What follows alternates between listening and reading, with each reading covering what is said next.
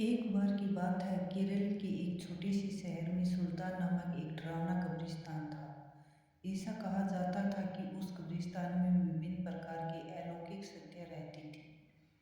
एक चांदनी रात को बिल्ली, लूसी और रोहित तीन दोस्त कब्रिस्तान के किनारे पर एकत्रित हुए। अचानक उनको कब्रिस्तान से भयानक फुसफुसाहट की आवाज़ सुनाई दी। आवाज़ कहाँ से आ रही थी यह देखने के लिए वे हाथ में टॉर्च लेकर सावधानी से कब्रिस्तान के गेट के अंदर घुसे। जैसे ही वे कब्रिस्तान में दाखिल हुए, वहाँ तेज हवा चलने लगी। अचानक उन्होंने एक इंसान को एक मकबरे के पास टहलते हुए देखा। वो उदास और खोया हुआ दिखाई दिया। इसलिए बिल्ली, लूसी और रोहित तीनों उनके पास आए और पूछा, तुम कौन कौन हो तुम, और इतनी रात को यहाँ क्या कर रहे हो? वो तो उसने जवाब दिया कि मैं एक आत्मा हूँ और मेरा नाम अकबर है। अकबर ने उन्हें उस भयानक अभिशाप के बारे में बताया जो इस कब्रिस्तान की सभी आत्माओं को परेशान करता था। हर रात एक प्राचीन चुड़ैल जागती थी और कब्रिस्तान पर जादू करती थी और अकबर जैसी मासूम आत्माओं को अपने बस में कर लेती थी। अभिशाप को तोड़ने का एकमात्र तरीका कब्रिस्तान के पीछे जंगल में एक पेड़ के नीचे छिपी हुई मंत्र पुस्तिका को ढूंढना और आधी रात से पहले उसे नष्ट करना था। जादुई पुस्तक ढूंढने की दृढ़ संकल्प लेकर बहादुर तिड़की अपने मिशन पर निकल पड़ी। उन्होंने अंधेरे में मकबरों के बीच रास्ता खोजा, जंगल में जाने के लिए, और इस बात का ध्यान रखा कि आराम करने वाली आत्माओं को परेशान न किया जाए।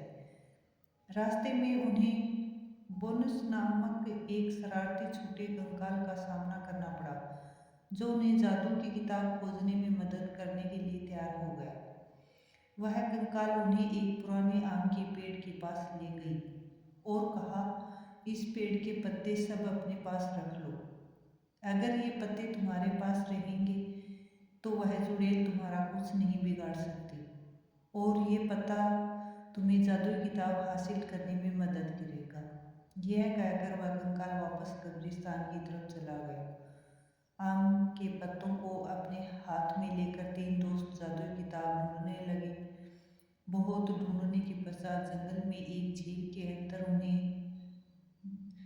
जमता हुआ कुछ दिखाई दिया। रोहित को तैरना आता था तो उसने झील के अंदर जाकर वह चमकता बॉक्स ले आया। जैसे ही आम के पत्ते को बॉक्स के ऊपर रखा, वैसे ही बॉक्स खुल गया और चमकती जादुई किताब बाहर निकल आई। आधी रात करीब आते ही वे तीनों अपने हाथों में जादू की किताब लेकर शराब को तोड़ने के लिए कब्रिस्तान की तरफ बढ़े। कब्रिस्तान में आकर वे किताब को खोले और एक प्राचीन मंत्र का पाठ किया। मंत्र पाठ करते ही जमीन कांपने लगी और कब्रिस्तान में एक तेज रोशनी छा गई।